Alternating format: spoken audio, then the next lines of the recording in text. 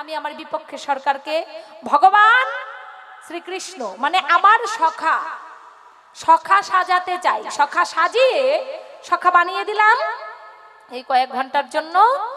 আর আমি দ্রৌপদী নাম ধরে তার সখী হয়ে তাহার কাছে কিছু কথা জিজ্ঞাসা করতে চাই। তাই শুনুন তত্ত্বের কথায় কি বলছে, কোথায় জিজ্ঞাসা করছি, মনোযোগ সহকারে শুনবেন।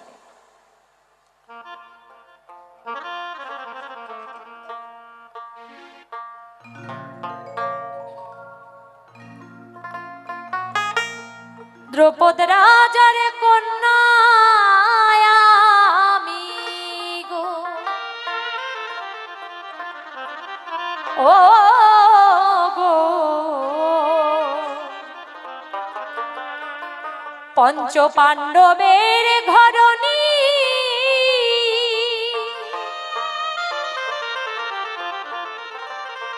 শ্রীচরণে জানাই প্রণাম,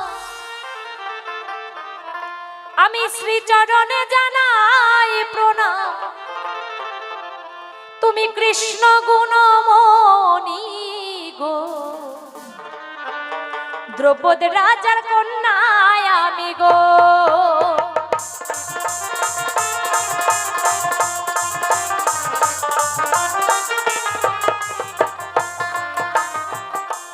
দ্রৌপদ রাজার কন্যা আমি গো, পঞ্চ পাণ্ডবের ঘরণী, শ্রীচরণে জানাই প্রণাম, আমার কৃষ্ণ গুণমণি। সখার চরণে আগে প্রণাম জানিয়ে নিলাম। সখা যেন কিছু বলতে না পারে, তাই না? মানে একটু জায়গায় ফাঁকা রাখবো না, একদম পরিপূর্ণ ভাবে ভরে তার চরণে প্রণাম রেখে শুরু করছি আমার তত্ত্ব কথা। কুরুক্ষেত্র যুদ্ধ শুরু হওয়ার আগের ঘটনা আপনাদের সম্মুখে তুলে ধরতে চাই। তাই তো শোনো শোনো গো কৃষ্ণ, আমি তোমায় বলতে চাই কিছু কথা তোমার সাথে আমি করিব লড়াই গো।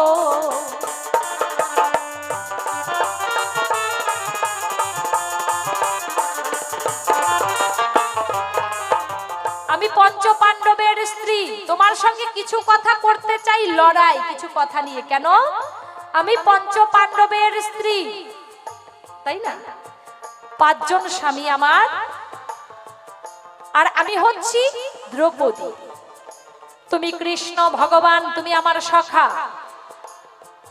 যুদ্ধ শুরু হওয়ার আগে, কুরুক্ষেত্র যুদ্ধ যে হলো, শুরু হওয়ার আগে আমি দেখতে পাই তুমি রথে করে আমার স্বামী অর্জুনকে নিয়ে কুরুক্ষেত্র যুদ্ধ করার জন্য তুমি আমার স্বামী অর্জুনকে বলছো যে তুমি কুরুক্ষেত্র যুদ্ধ করো। সেই সময় আমার স্বামী কি বলেছিল? যে হে সখা, আমি যুদ্ধ করতে চাই না। কেন?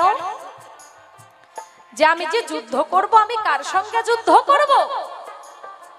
আমি তাকে দেখি যাদের সকলেই তো আমার আত্মীয় পরিজন, আমি যেদিকে তাকাই সেদিকেই আমি আপন মুখ দেখতে পাই। আমার তো কেউ পর নয়। তবে আমি হে সখা, আমি যুদ্ধ করব না। কৃষ্ণ বলছে তুমি যুদ্ধ করবে না? তোমাকে অবশ্যই যুদ্ধ করতে হবে। তুমি ক্ষত্রিয়, ক্ষত্রিয়দের সদা সর্বদা কিন্তু যুদ্ধ করতেই হবে, তাই না? ক্ষত্রিয় যারা, তারা বিনা যুদ্ধে কোনো কিছু দিতে চায় না, যুদ্ধ করবে। আর তুমি যুদ্ধ করো, তোমার আপনজন দেখতে পাচ্ছ ঠিক, কিন্তু তুমি যাদের দেখছো তারা সকলেই তো মরা। তুমি যে যুদ্ধ করবে, তুমি হচ্ছ উপলক্ষ মাত্র। হে অর্জুন, তুমি উপলক্ষ মাত্র। সকলেই মরে গেছে, সকলকেই আমি মেরে রেখেছি, তুমি উপলক্ষ হয়ে শুধু যুদ্ধ করবে মাত্র। বলছে না সখা, আমি যুদ্ধ করব না। বলছে তুমি যুদ্ধ করো, আমি সর্বকারণের কারণম। যখন আমার স্বামী যুদ্ধ করতে চায় না, তুমি সখা কি করলে? আমার স্বামী অর্জুনকে বিশ্বরূপ দর্শন করালে। ওই না বিশ্বরূপ দর্শন করিয়া আমার স্বামী তখন বলিতে লাগিল তা, সেইখানেতে কিছু কথা আমি বলতে চাই।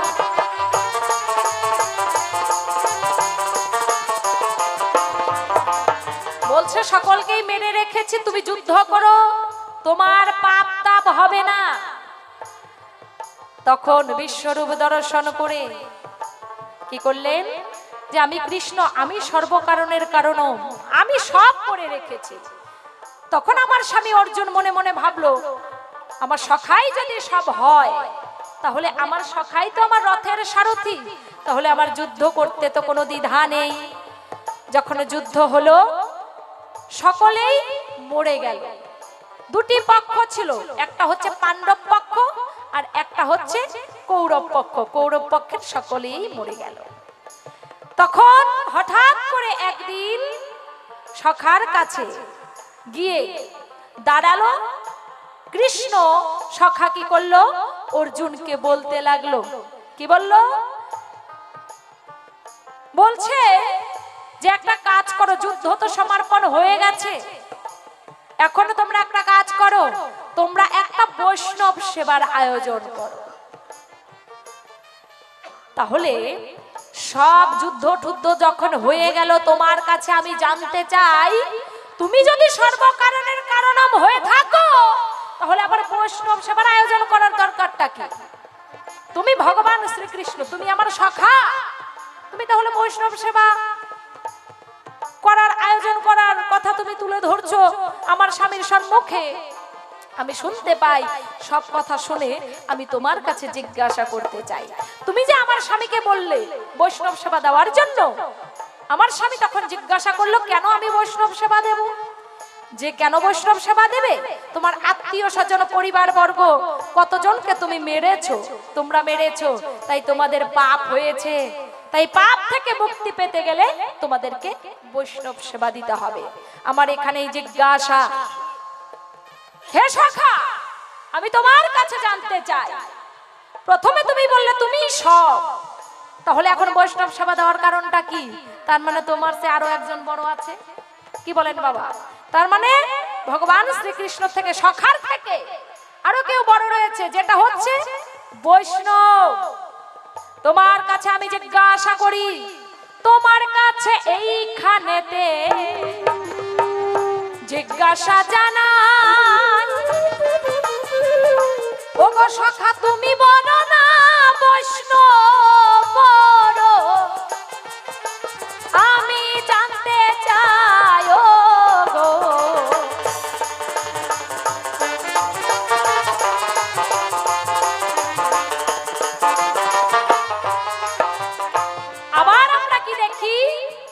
আবার আমরা দেখি যে বৈষ্ণবরা গঙ্গা স্নান করে অষ্টমী তিথিতে।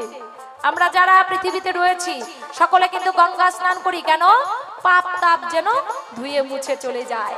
তাহলে আমি দেখতে পাই সেই তিথিতে বৈষ্ণবরাও কিন্তু গঙ্গা স্নান করে, তার মানে বৈষ্ণবের চেয়ে কি গঙ্গা বড়, আমি বলতেই পারি। তাহলে তোমার কাছে আমার রইল জিজ্ঞাসা, তুমি বড় না বৈষ্ণব বড় নাকি গঙ্গা বড়? বলবে সেই সমবেত সাধু সুজন বৈষ্ণব মণ্ডলী, মাতা মাসি ভগ্নী পিসি সকল, জাতি ধর্ম বর্ণ নির্বিশেষে যারা এই মিলন মেলায় এসে সমবেত হয়েছেন, সকলের চরণে প্রণাম রেখে আমি আমার অনুষ্ঠান শুরু করলাম। জয়গুরু। আজকে আমার সঙ্গে যিনি রয়েছেন, অত্যন্ত জ্ঞানী গুণী ভাবুক তত্ত্বজ্ঞ রসজ্ঞ কোকিল কণ্ঠী নিত্য পটিয়সী স্বপ্নাদাসী। আমি রাধামোহন অনেকবার এসেছি মায়ের দরবারে, মায়ের টানে এবারও এসেছি। তাই মায়ের চরণে আত্মসমর্পণ করে সাধুগুরু বৈষ্ণবের আশীর্বাদ নিয়ে আমি আমার অনুষ্ঠান শুরু করলাম। আজকের পালা একদিকে সখী দ্রৌপদী, আরেকদিকে ভগবান শ্রীকৃষ্ণ। এখান থেকে আজকের পালা শুরু। ঠিক আছে, খুব সুন্দর সুন্দর কিছু জিজ্ঞাসা রেখেছে। যুদ্ধের আগে শ্রীকৃষ্ণ ভগবান অর্জুনকে বলেছিল, তুমি যুদ্ধ করো, তুমি অস্ত্র ধরো, সব আমি করে রেখেছি, আমি সব, তোমার যত হবে পাপ আমি সব করে দেব মাপ। তাহলে যুদ্ধ হয়ে গেল। যুদ্ধের পরে যুধিষ্ঠির রাজা হলো। এখন কৃষ্ণ কেন বলে তোমাদের বৈষ্ণব সেবা দিতে হবে? তুমি আগে তো তা বলো নাই। তুমি সব, তুমি সর্বশক্তিমান ভগবান, তুমি যদি সকলের বড়, তাহলে আবার বৈষ্ণব সেবা দিতে বলো কেন? বৈষ্ণব কি তোমার চেয়ে বড়? আবার দেখি বৈষ্ণবেরাও গিয়ে গঙ্গা স্নান করে। তাহলে একবারে তিনখানা জিজ্ঞাসা, তুমি বড় না বৈষ্ণব বড় না গঙ্গা বড়? সুন্দর করে ব্যাখ্যা করো। আবার মনে করে দিলাম, এবার একটি মায়ের গানের সুরে সুরে তার জবাব দেওয়ার চেষ্টা করব। জয় জয় সাধু গুরু বৈষ্ণব প্রেমানন্দে সবাই হরি বল। জয় মা শ্মশান কালী প্রেমানন্দে সবাই হরি বল। রাধা গোবিন্দ প্রেমানন্দে সবাই হরি বল, হরি বল, হরি বল, হরি বল।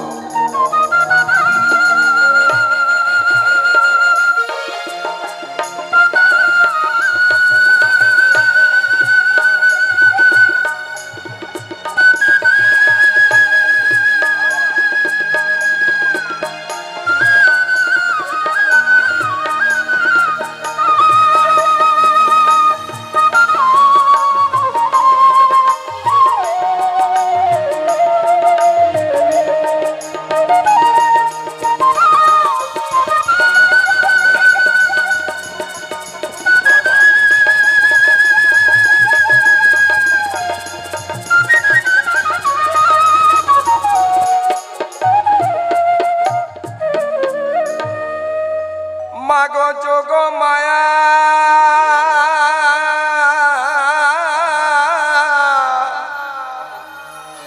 তুমি যোগেশ্বরী, যোগ মায়া যোগেশ্বরী, তুমি ভবানী মা শঙ্করী।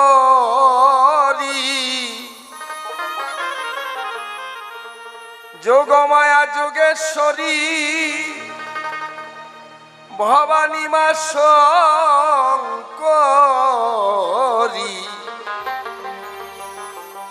মাগো তোমার চরণ তরি দিও গো আমারে, ডাকি তোমায় কাতরে। মাগো তোমার লীলা কে বুঝিতে পারে? মাগো তোমার লীলা, তোমার লীলা কে বুঝিতে পারে এই সংসারে? তোমার লীলা কে বুঝিতে পারে? ও মা তোমার লীলা কে বুঝিতে পারে ত্রিসংসারে?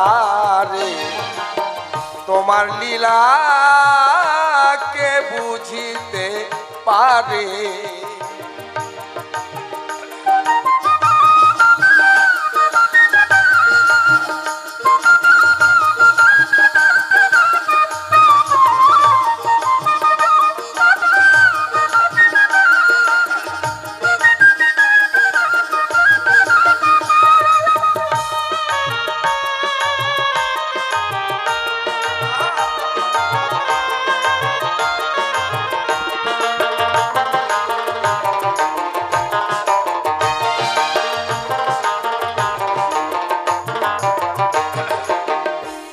এই মাতৃশক্তি সত্য ত্রেতা দাপর চারি যুগেই প্রয়োজন। মাতৃশক্তি ছাড়া জগতে কখনো শান্তি আসতে পারে না। মাগো মা, মাগো মা,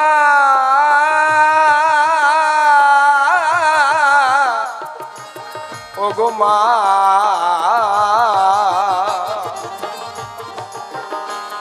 ওই সত্য যোগে হয় মহারণ, অসুর আরো দেবতাগণ, দেবতারাই বারে বারে হারে।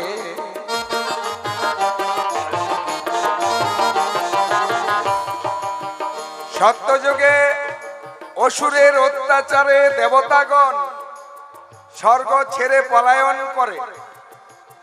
তারপর আমার এই মা যোগমায়া যোগেশ্বরী তিনি দশভুজা রূপ ধরে যুদ্ধ করে সকল অসুরদের পরাজয় করেছিলেন। স্বর্গরাজ্য আবার দেবতাদের ফিরাই দিলেন। আহা, সত্য যোগে হয় মহারণ, অসুর আরো দেবতাগণ, দেবতারাই বারে বারে হারে।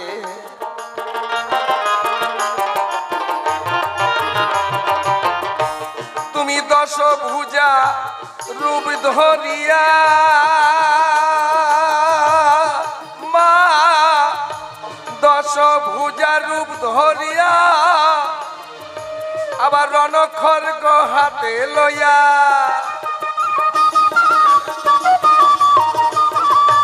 তুমি দশভুজা রূপ ধরিয়া রণখড়গ হাতে লইয়া রণঙ্গিনী, মাগো রণঙ্গিনী নাচরণ মাঝারে।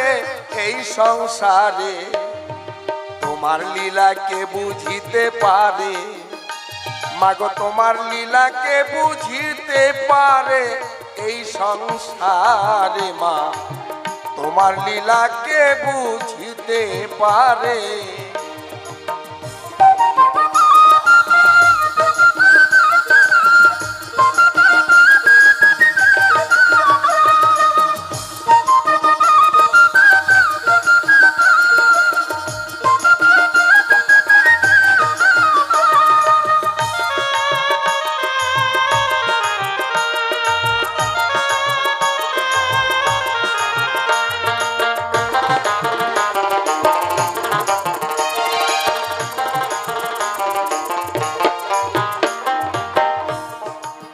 তুমি ত্রেতা যোগে লঙ্কা ধামে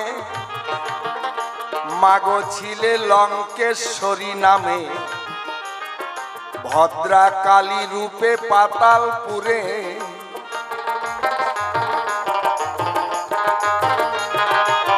ত্রেতা যোগে লঙ্কা ধামে মাগো তুমি ছিলে লঙ্কেশ্বরী নামে, ভদ্রা কালী রূপে মহির দ্বারে। আবার রামের সীতা উদ্ধারিতে, রামের সীতায় উদ্ধারিতে যোগ দিয়াছ রামের সাথে।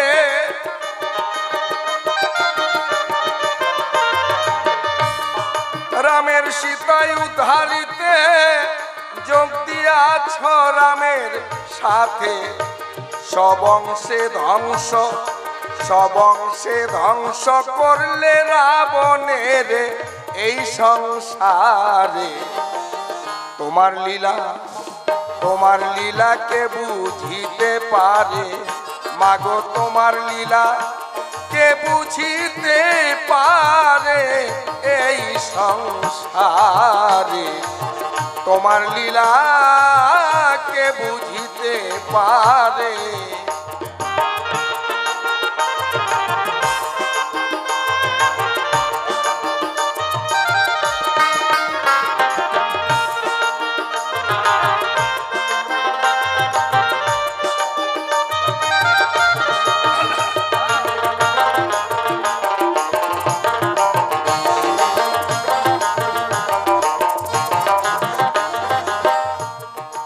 আবার দাপরে বৃন্দাবনে রাই মিলাতে শ্যামের সনে যোগাযোগ আয়ানেরও ঘরে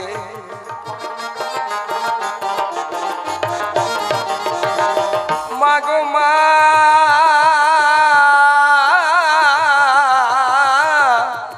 ও মা মাগো মা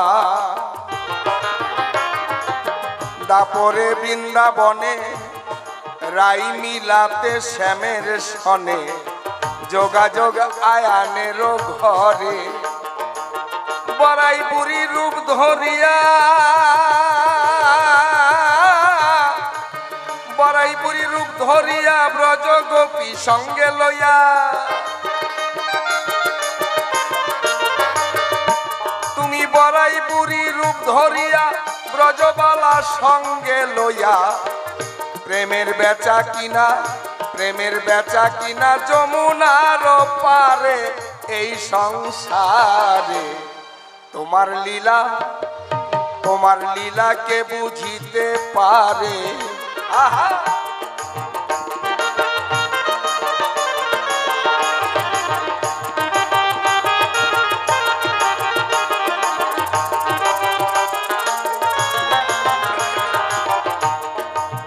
কলিতে সীতা ঠাকুরানী অদ্বৈত আচার্যের ঘরণী ভাসদিনী রজনী গৌর প্রেম পাথারে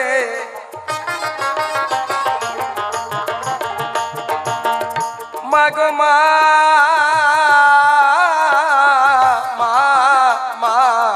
মাগো কলিতে সীতা ঠাকুরানী অদ্বৈত আচার্যের ঘরণী ভাসদিনী রজনী গৌর প্রেম পাথারে তুমি কৃপা করো যারে মা তুমি কৃপা করো যারে সেই তো মুক্ত এই সংসারে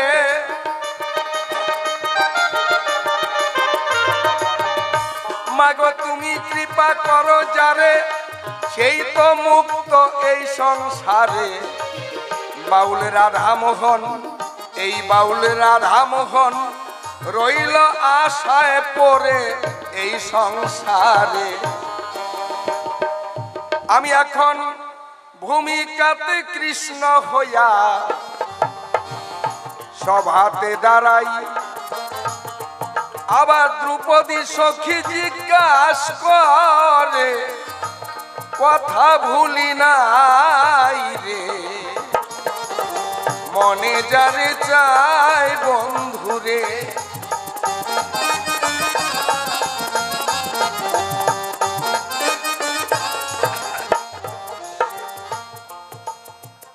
জিজ্ঞাসা কুরুক্ষেত্র যুদ্ধের আগে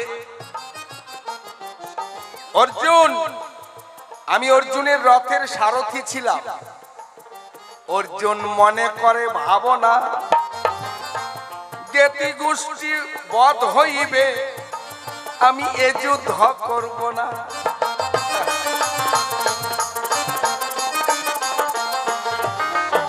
যে যুদ্ধ হলে আত্মীয় স্বজন জ্ঞাতি গোষ্ঠী তারা নিধন হবে এই সর্বনাশা যুদ্ধ করব না কৃষ্ণ বলেছিল বেশ তুমি যুদ্ধ করবে না কিন্তু যুদ্ধ বন্ধ করার জন্য আমিও তো চেষ্টা করেছিলাম আমি দুর্যোধনকে বলেছিলাম দুর্যোধন যুদ্ধ হবে না শুধু 5 ভাইয়ের জন্য 5টা গ্রাম ভিক্ষা দাও আর কিছুই চাই না আর দুর্যোধন বলেছিল বিনা যুদ্ধে নাহি দেব শৌচাগ্র মেদিনী সূচের অগ্রভাগে যে মাটিটুকু ওঠে এই মাটিটুকু যুদ্ধ ছাড়া দেব না তখন দেখলাম যুদ্ধটা হবেই তাই যুদ্ধ হলো আমি বলেছিলাম অর্জুন কথা ধরো তুমি যুদ্ধ করো আমি সবাইকে মেরে রেখেছি যদি হয় তোমার কোনো পাপ, আমি সব করে দেব মাপ। হ্যাঁ,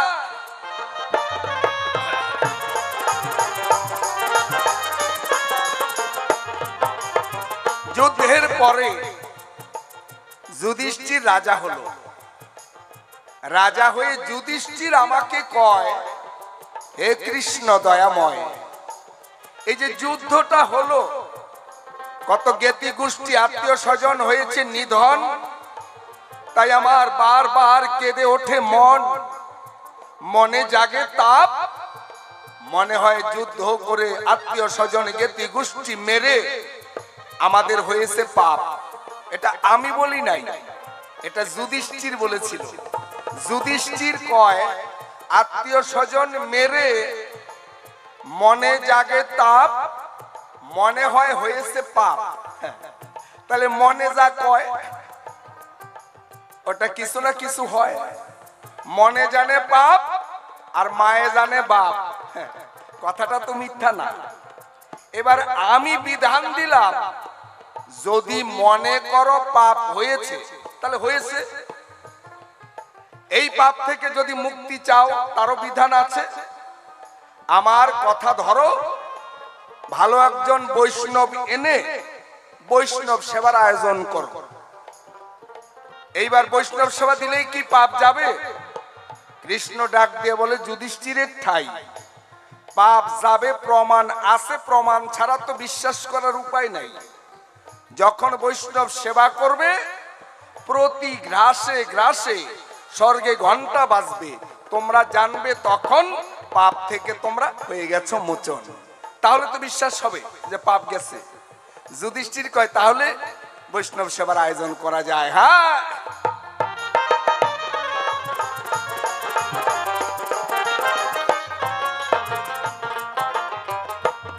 এবার বৈষ্ণব কোথায় পাবো?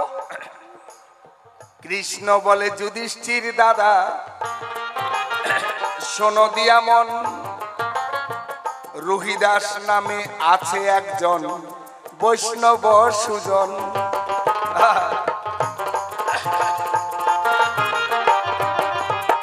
রুহিদাস নামে একজন বৈষ্ণব আছে। ওই বৈষ্ণব যখন সেবা করে, ঘন্টা বাজে স্বর্গপুরে। আমার কথা নেবে, ওই রুহিদাস বৈষ্ণবকে এনে সেবা দেবে, তাহলে তোমাদের পাপ চলে যাবে। যুধিষ্ঠির করে নাই দেরি, অর্জুনকে দিল পাঠাইয়া, রথে চড়ে গেল অর্জুন বৈষ্ণবের লাগিয়া রে।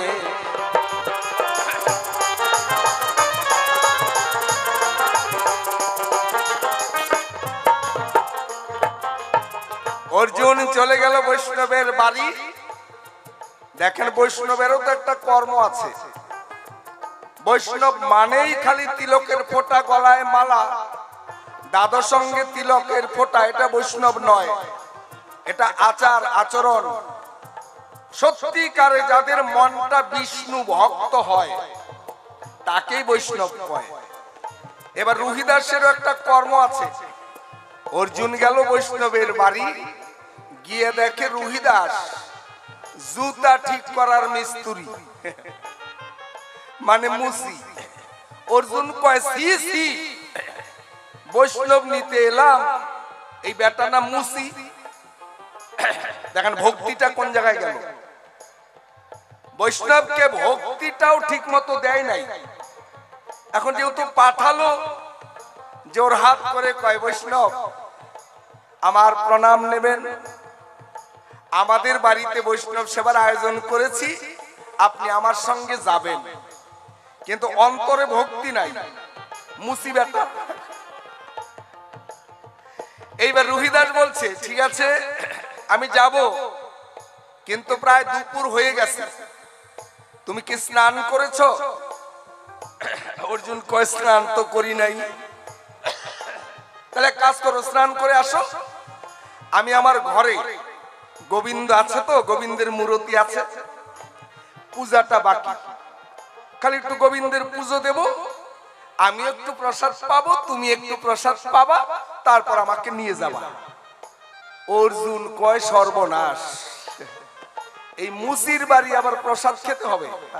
কয় না না না না বৈষ্ণব, এখন প্রসাদ খাওয়ার সময় নাই, তাড়াতাড়ি চলেন যাই। রহিদাস কয় তুমি যদি আমার বাড়িতে প্রসাদ না নেও তাহলে আর আমি তোমার বাড়ি কেমন করে যাব? অর্জুন কয় ঠেকলাম দায়, এখন করি কি উপায়? স্নান করতে হবে। এবার তেল নিয়ে, তেল দিল কিসে? মহিষের যে শিং, মহিষের শিংয়ের মধ্যে সরষের তেল দিল। অর্জুন কয় হায় রে কথা খাঁটি, আমি হইলাম রাজার ছেলে, আমি তেল যখন মাখি তেল নেই নিয়ে সোনার বাটি, আর মহিষের শিংয়ের মধ্যে তেল দিল। অল্প একটু তেল হাতে নিয়ে খালি একটু হাতে পায়ে মেখে যখন নদীতে ডুব দিতে গেল, ডুবার দিতে পারে না। ওই যে বৈষ্ণবকে নিন্দা করেছে, গঙ্গা মায়ও গ্রহণ করে না। আবার ডাঙ্গায় এসে তেল মাখলো সর্বগায়, তারপরে গ্রহণ করেছিল মায়। এইবার পূজা হয়ে গেল, কলা পাতায় একটু প্রসাদ দিল, নাও বাবা একটু প্রসাদ নাও, তারপর আমি যাব। অর্জুন মনে মনে ভাবে তাই, এই প্রসাদ খেলে আর উপায় নাই, ডায়রিয়া হবে ডায়রিয়া। অর্জুন চালাকি করে কয় হে বৈষ্ণব মহাশয়, আমি এমন লাজুক, আপনার কাছে করি বর্ণনা, আমি নিজের মায়ের সামনেও খাই না। বৈষ্ণবের তো সরল মন, কয় ওই যে ফুল বন দাও মা, ভালো আছে হয়েছে, বাহ বাহ বাহ বাহ বাহ, মানত একটা পূর্ণ হয়েছে, মানে নাতির মুখ দেখেছে। এবার মেয়ের জন্য মানত করে গেল, যদি মেয়ের ঘরেও একটা দাদু ভাই আসে, আবার এসে মায়ের চরণ পাশে যথাসাধ্য করবে দান। আজকে 500 টাকা আগে দিয়ে আবার 21 টাকা মায়ের চরণে রেখে মানত করে গেল। সকলেই একটু আশীর্বাদ করবেন, অবশ্যই মায়ের কৃপা হলে মানত পূর্ণ হবে। জয় মা, জয় মা, জয় মা। রাধে রাধে রাধে, হরি বল হরি বল। এ তাই ওই দিয়ে দাও, মায়ের ভান্ডারে দিয়ে দাও। হ্যাঁ, অর্জুন করলো ছলনা, আমি মায়ের সামনেও কিছু খাই না। বৈষ্ণবের সরল মন কই ওই তো পাশে একটা আছে ফুলের বন, ওই ফুল বাগানে যাও, সেখানে গিয়ে চুপি চুপি খাও, তোমাকে কেউ দেখবে না। বৈষ্ণবের কথা শুনে অর্জুন একটু শান্তি পেল, মনে কয় বাঁচলাম। ফুল বাগানে গিয়া ওই প্রসাদ ঢেল দিয়ে দিল ফেলাইয়া, করলো না গ্রহণ। ওই যে কৈলাসে থেকে চিন্তা করে দেব 55 রে।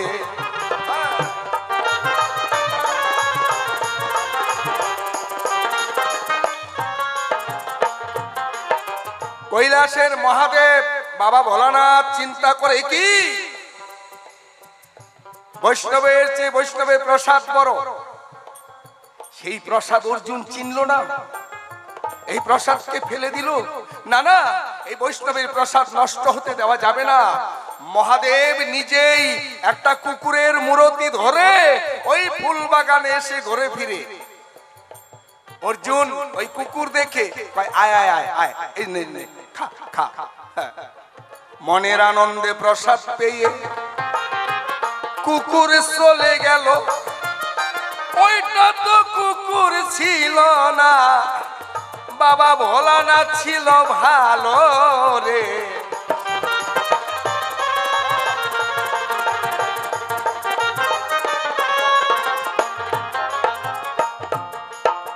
অর্জুন ফুলবাগান থেকে এসে গিয়ে বৈষ্ণবের পাশে অভিনয় রুমাল দিয়ে মুখ মোছে আর কয় বাহ বাহ বাহ, প্রসাদ দারুণ হয়েছে, দারুণ, খুব ভালো হয়েছে।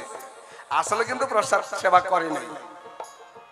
এবার বৈষ্ণব নিয়ে যখন এলো, সবই তো জানে কৃষ্ণ চিকন কালো, কৃষ্ণ ঠাকুর করে বর্ণনা, অর্জুন তোমাদের বৈষ্ণব সেবা কিন্তু হবে না।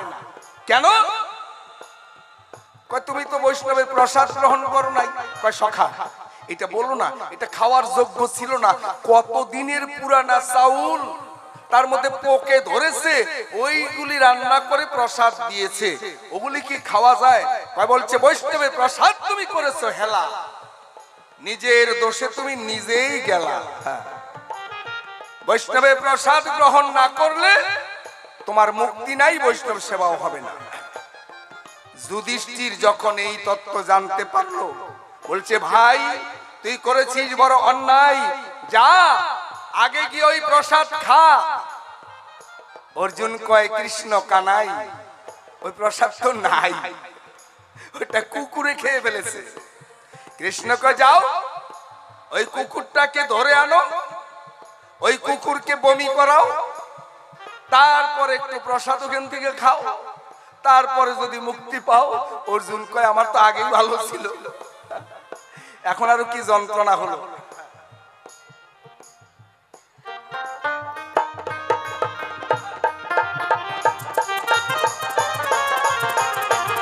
বাবার যেন মনস্কামনা পূর্ণ হয়।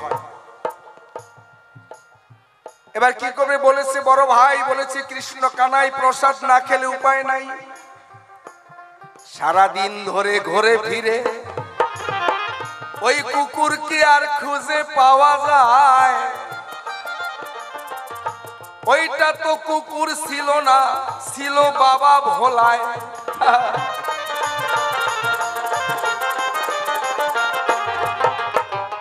সারাদিন যখন কুকুর খুঁজে পাচ্ছে না, অর্জুন তখন গাছতলায় বসে অঝরে শুরু করলো কান্না, চোখের জল পড়ে। ওই যে প্রায়শ্চিত্ত একেই বলা হয় শাস্ত্রের বিচার। নিজের চোখের জল ফেলে যখন অর্জুন বলে হে বৈষ্ণব তোমার সেবা থেকে বঞ্চিত হলাম, প্রসাদ থেকে বঞ্চিত হলাম, যদি কুকুরকে খুঁজে না পাই আমাকে শাস্তি দেবে বড় ভাই যুধিষ্ঠির, আর আমাকে মেনে নেবে না কৃষ্ণ কানাই। চোখের জলে প্রায়শ্চিত্ত যখন গেল হইয়া, মহাদেব মনে মনে চিন্তা করে ভক্তেরও লাগিয়া রে।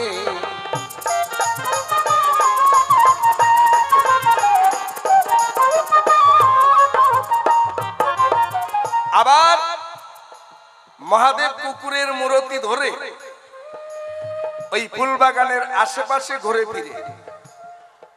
অর্জুন দেখতে পেয়ে করে নাই দেরি, কুকুরকে ধরে রথে তুলে নিয়ে এলো নিজের বাড়ি। কৃষ্ণ কানাই সখা এই কুকুরটাই প্রসাদ খেয়েছিল। কৃষ্ণ কয় নাও একে বলো একটু বমি করে প্রসাদ দিতে। অর্জুন গলায় কাপড় নিয়া কয় বাবা কুকুর একটু প্রসাদ দে। কুকুরে কি আর প্রসাদ দেয়? কৃষ্ণ দিল শিখাইয়া কয়েকটা ঘাস নিয়া কুকুরের মুখ দিয়ে ঠেলে দিলে তারপরে যদি তোমার ভাগ্যে প্রসাদ মিলে। তাই কুকুরকে একটু ঘাস খাওয়াই দিল। এখনো দেখবেন কুকুর যদি বমি করে ওই নিজেই গিয়ে ঘাস খায় তারপর বমি করে, তারা তো কবিরাজ বাড়ি যায় না। কি করে পেট ভালো হবে, পেট যদি ফুলে যায় কি করে ভালো হবে এটা কুকুরের আছে জানা, কিন্তু মানুষ আমরা বুঝি না। এবার কুকুর যখন একটু বমন করেছিল সেইখান থেকে এক দানা প্রসাদ ভক্তি করে অর্জুন যখন গ্রহণ করলো, তারপর বৈষ্ণব সেবার আয়োজন হলো। হ্যাঁ, এত সহজে বৈষ্ণব সেবা দেওয়ার উপায় নাই। শোনো শোনো প্রাণ সখী তোমার জানায় রে,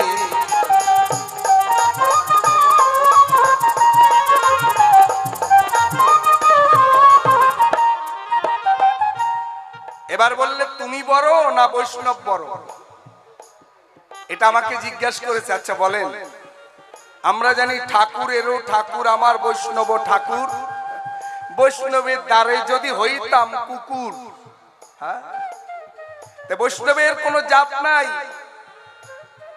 বৈষ্ণব ভগবানের চেয়ে বড়, ভগবান বৈষ্ণবের সেবা করে। ভগবান বিষ্ণু নিজে বৈষ্ণবের চরণ বক্ষে ধরে। ভগবান রামচন্দ্র বৈষ্ণবের সেবা করে, সীতা দেবীও বৈষ্ণবের সেবা করে, আর বৈষ্ণব সেবা হচ্ছে সকলের উপরে। তাই আমি কৃষ্ণ ভগবান, এই কৃষ্ণকে সেবা দেয় কে? কৃষ্ণকে সেবাও তো দেয় বৈষ্ণব। বৈষ্ণব ছাড়া কৃষ্ণের সেবা হয় কি?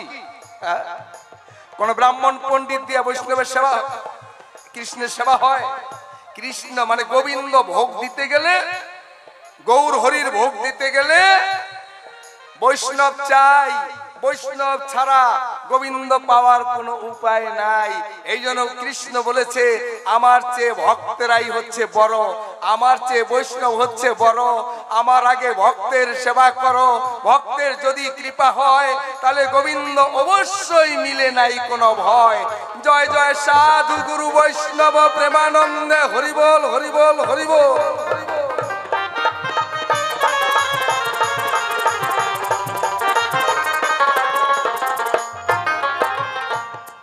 শুধু মানুষ হলেই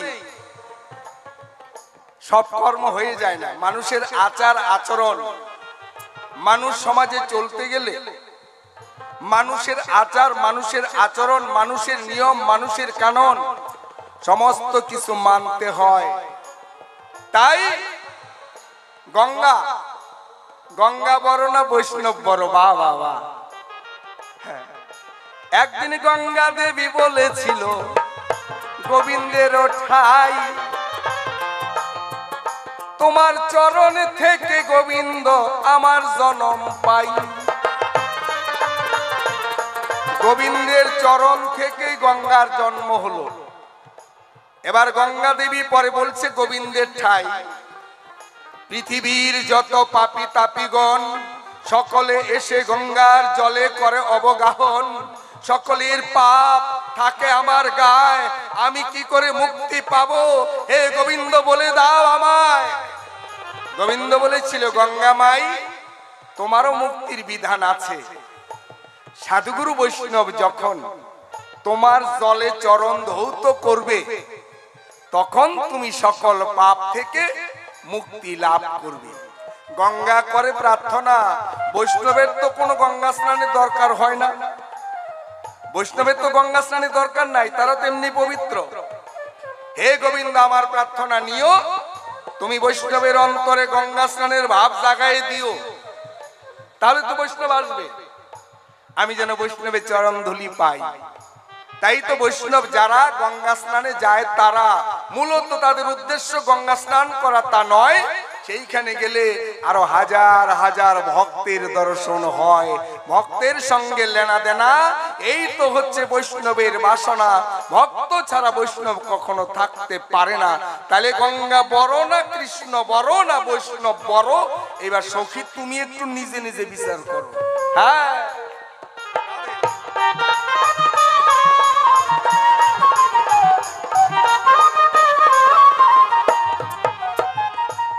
এইবার আমার সখীর কাছে আমি জানবো কিছু, তুমি রাখবে না গোপন। আমি তোমাকে নিন্দা করব না। কৃষ্ণ হয়ে দ্রৌপদীকে নিন্দা করতে পারে না। কৃষ্ণের জন্ম যেই দিন, অর্জুনের জন্ম সেই দিন। কৃষ্ণ আর অর্জুনের বয়স এক সমান। একদিকে কৃষ্ণ হচ্ছে অর্জুনের সখা, আরেকদিকে অর্জুন হলো কৃষ্ণের ভগ্নিপতি।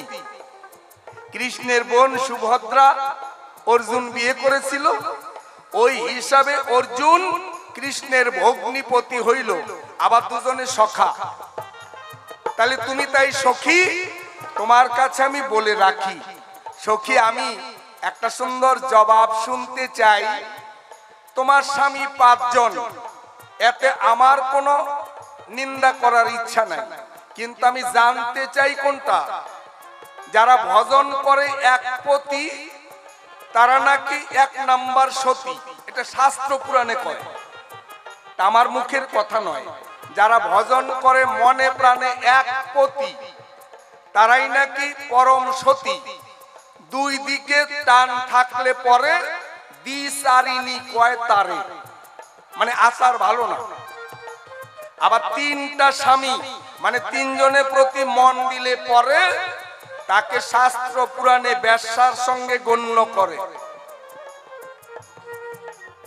তাহলে তোমার স্বামী 5 জন, তুমি কেমনে পঞ্চ স্বামীর ভজন করো তবু হইলে সতী? এই কথাটা রইল জিজ্ঞাস সখী তোমার প্রতি রে।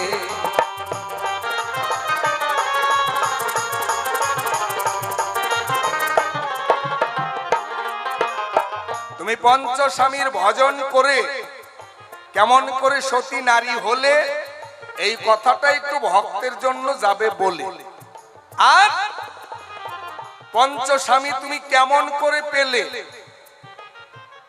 আশীর্বাদ না অভিশাপ, একটু ভালো করে জানতে চাই।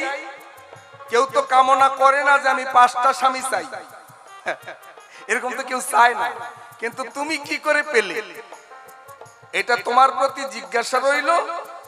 কোন কারণে তোমার 5টা স্বামী হইল?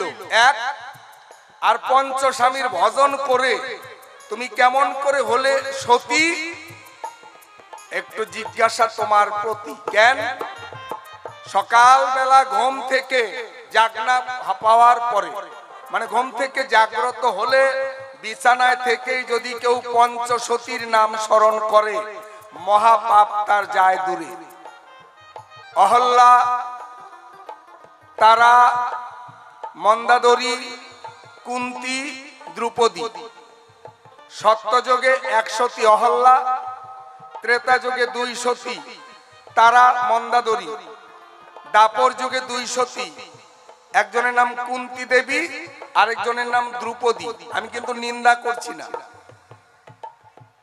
যার হইল 5টা পতি সে হইল 1 নাম্বার সতী। এটা কারণটা আমি জানতে চাই, ব্যাপারটা আমি বুঝি নাই। আর কেন তুমি 5টা স্বামী পেলে? তুমি কি 5টা চেয়েছিলে? তা আবার 5 স্বামীর ভজন করে কেমন করে সতী হলে এই সংসারে? মায়েদের জন্য এই প্রশ্নের জবাব তুমি যাবে দিয়া, তোমার কাছে 2খানা প্রশ্ন গেল হইয়া। আর আমি করব না দেরি, সময়ের খুব দাম। সখীর কাছে শুনে আমি পুরাই মনস্কামরে।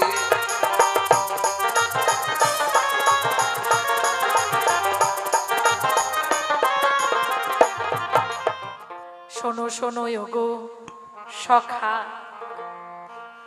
আমি তোমারে জানাই, যে সমস্ত কথা জিজ্ঞাসিলে সভায় বলতে চাই।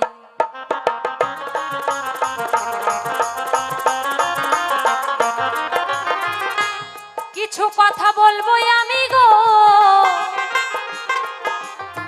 আর রাখবো না গোপন। বসে বসে শুনবেন আপনারা কৃষ্ণ ভক্তগণ।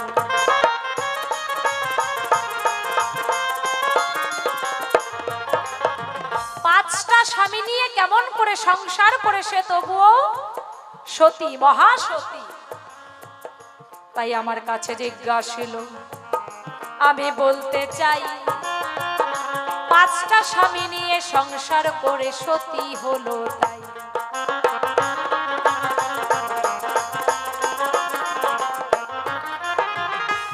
5টা স্বামী কেন হলো, আগে সেই কথাটা তোমারে বোঝাই। 5টা স্বামী হলো 2 রকম ভাবে, মানে বিভিন্ন রকম ভাবে জবাব দেওয়া যায়। আমি প্রথম একভাবে তোমারে বোঝাই। কারণ ভগবানের কাছে, মহাদেবের কাছে দ্রৌপদী স্বামী চাইছিল। শিবের মাথায় আপনারা জল ঢালেন না? বাবারাও ঢালে, মায়েরাও কিন্তু ঢালেন, তাই না? শিবের মাথায় জল ঢেলে কি কামনা করে? আমি যেন একটা ভালো স্বামী পাই, কি তাই তো? আর পুরুষেরা কি করে? যে আমি যেন একটা ভালো কি বউ পাই, সঙ্গে সাথী পাই, এই তো আশা করে। তাই দ্রৌপদী কি করলেন? একদিন মহাদেবের পূজা করে তারপর মহাদেবের কাছে পতি চাইলেন। পতিং দেহি 5 বার যখন বলল মনের বাসনা পূর্ণ করলো, মানে 5 বার বলল, তাই 5টা পতি দ্রৌপদীকে ভগবান দিলেন মহাদেব। এটা একভাবে বোঝানো যায়। আবার আরেক ভাবে পূর্ব স্মৃতি পূর্ব কথা আমি তুলে ধরতে চাই। কেতকী তপস্বিনী নামে দ্রৌপদী পূর্ব জন্মে ছিল তাই।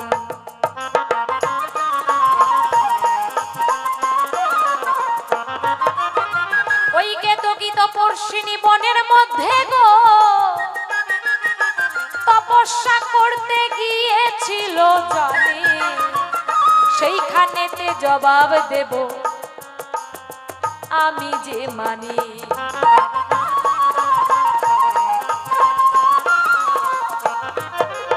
দ্রৌপদী পূর্ব কথা, পূর্ব জন্মের কথা। দ্রৌপদী কেতকী তপস্বিনী ছিল, তপস্যা করতে বনে গিয়েছিল জানি। সেখানে যাওয়ার পর তপস্যা করছে, এমন সময় একটা সুরভি গাভী পাশ দিয়ে যাচ্ছে। সুরভি গাভীর দেহে জোয়ার এলো, পঞ্চ গোটা ষাঁড় পিছু পড়িল, মানে পিছন দিয়ে 5টা ষাঁড় তাকে তাড়া করছে। সঙ্গে সঙ্গে কেতকী তপস্বিনী পিছন ঘুরে দেখতে পায় একটা গাভী, ষাঁড় 5খানা। দেখে তার মনের মধ্যে একটু কেমন ভাব হয়ে গেল, হাসতে লাগলো। অট্ট হাসি শুনে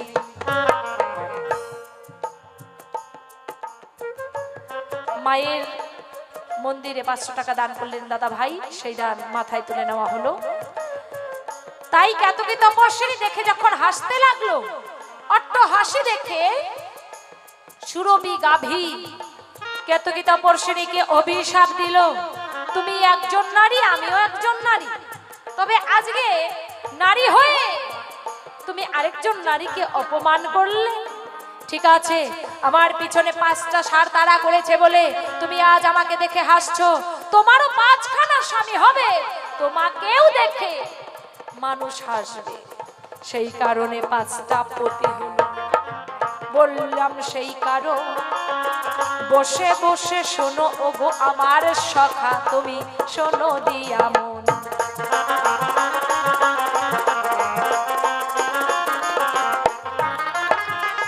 এবং 5 স্বামীর ভজন পূজন করে গো কেমন করে সতী এই সংসারে, ধীরে ধীরে বলবো আমি সখা তোমারই ধারে।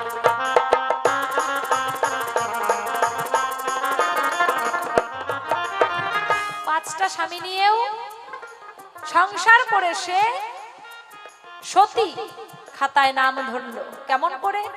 দ্রৌপদীকে তুমি সাধারণত নারীর মতো ভেবো না, দ্রৌপদী একজন অন্যরকম নারী, সাধিকা নারী। কেন এ কথা বললাম?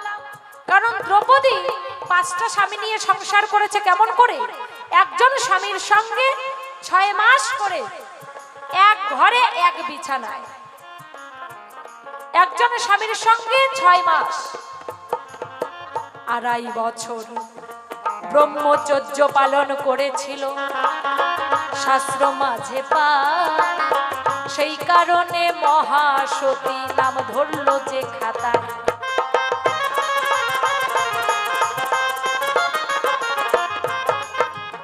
স্বামীর রতিকে যে করতে পারে ঊর্ধ্বগতি, সেই তো সতী নাকি? তাই তোমার কথার জবাব আমার গো এইখানে হয়ে গেল।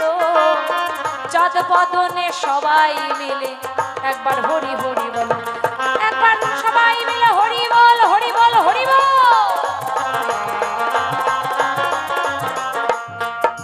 আচ্ছা, তোমার বদনে আমি শুনতে পাই যে বৈষ্ণব সেবা হলো।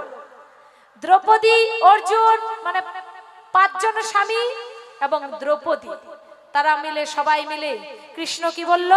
যে তোমরা বৈষ্ণব সেবা দাও, বৈষ্ণব সেবা দাও, স্বর্গে ঘন্টা বাজবে, তোমাদের পাপ তাপ সব ধুয়ে মুছে চলে যাবে।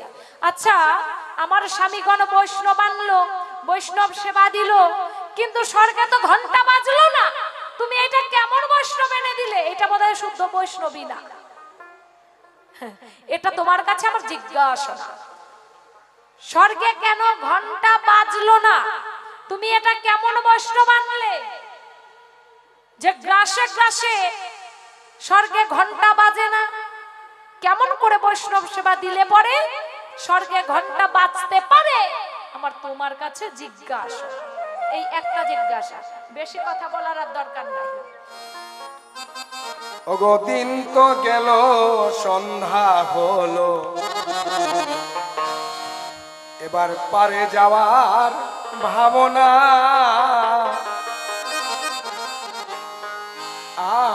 আর সময় থাকতে গুরু ভজ, নইলে সমন ছাড়বে না। দিন তো গেল, সন্ধ্যা হলো, পারে যাওয়ার ভাবনা,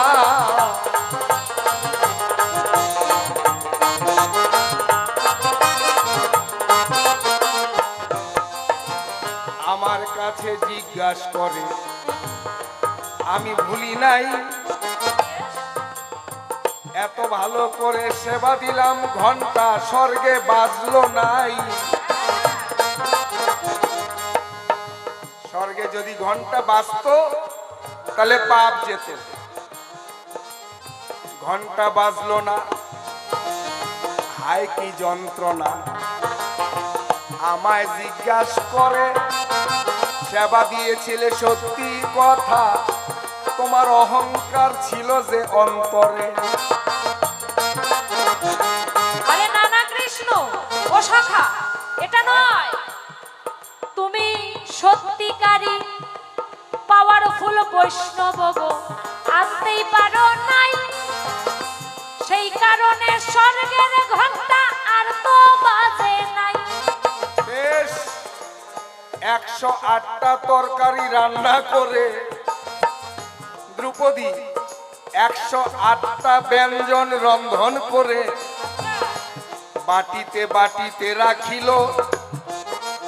রুহিদাস সব একবারে নিয়ে যখন নিবেদন করিল,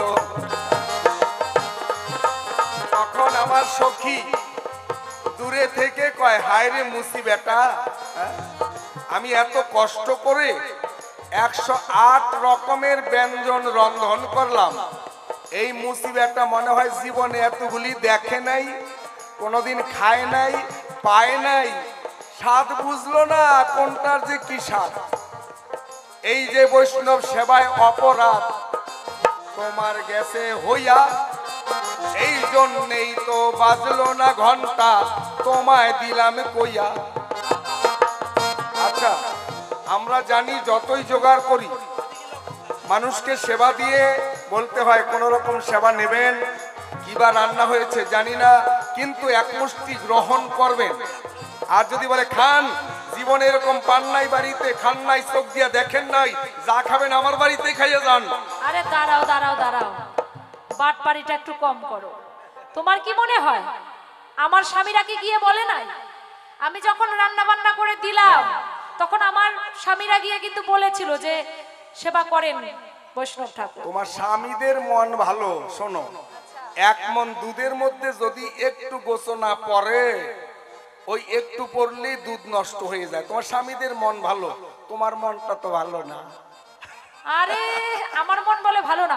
আচ্ছা, আমার যদি মন ভালো না থাকবে তাহলে আমি এত কষ্ট করে কি 108 রকমের রান্না বান্না করতাম? বাবারা মায়েরা বলেন তো খুব দেখি। ভালো, খুব ভালো, 108 প্রকার তরকারি করেছ রন্ধন, কিন্তু যে দূরে থেকে কইলে যে একবারে ঢাইলে নিল কেন?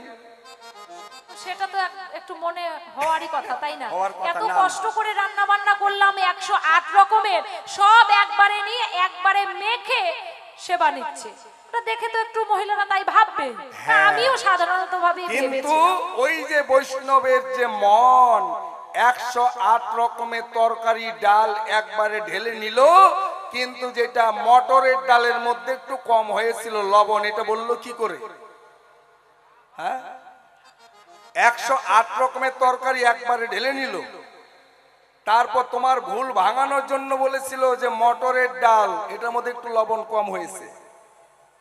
পরে কৃষ্ণ ভগবান পরীক্ষা করে দেখে তাই কিন্তু তুমি বৈষ্ণব চিনতে পারো না সখী, তোমার কাছে করি মানা, কখনো কোনো মানুষকে অশ্রদ্ধার চোখে দেখো না।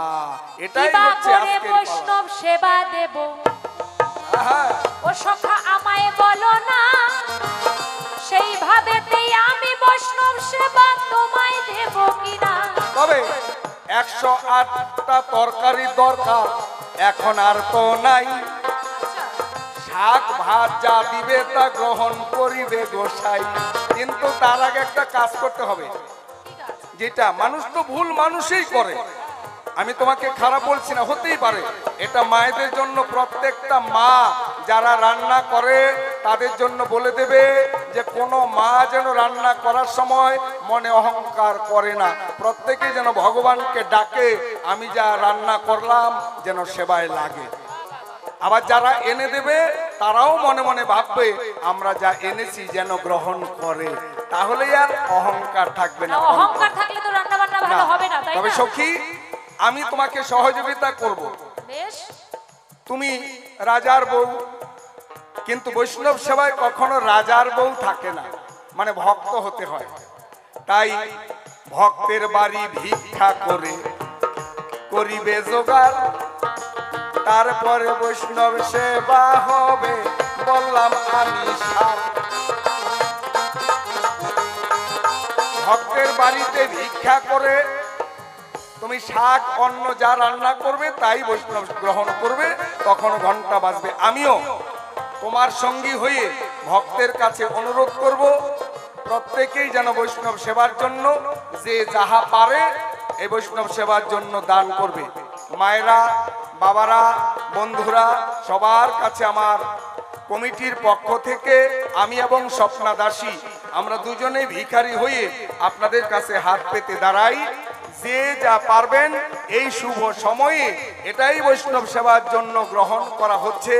আর বৈষ্ণব সেবা প্রতিদিন এখানে চলছে, কোনোদিন বন্ধ নাই। আপনাদের দানে, আপনাদের সহযোগিতায়, আপনাদের সৎকামনায়, আপনাদের সদ্ভাবনায় এত বড় একটা অনুষ্ঠান হওয়া সম্ভব। তাই সবার কাছে হাত পেতে দাঁড়াই। পরবর্তী শিল্পীর সময় নষ্ট করার একদম ইচ্ছা নাই। এক্ষুনি মঞ্চে আসছে কলকাতা থেকে বিখ্যাত কণ্ঠশিল্পী রঞ্জন দাস বাউল, তার সঙ্গে সাথী দাসী, তাদের গান আপনারা শুনবেন। তাদের সময় নষ্ট করব না। মায়েরা, বাবারা, তাড়াতাড়ি আসুন। এবার বৈষ্ণব সেবার জন্য সবার কাছে প্রার্থনা, কেউ বঞ্চিত করবেন না। আসো মা, আসো আসো আছেন আসো, যত আসো। হরি বল, হরি বল, বৃন্দাবনবাসী জানাই বাবা, বাবা। নিবেদন, হরি বল, হরি বল, হরি বল। কিছু করে কৃপা ভিক্ষা করে যাবেন না।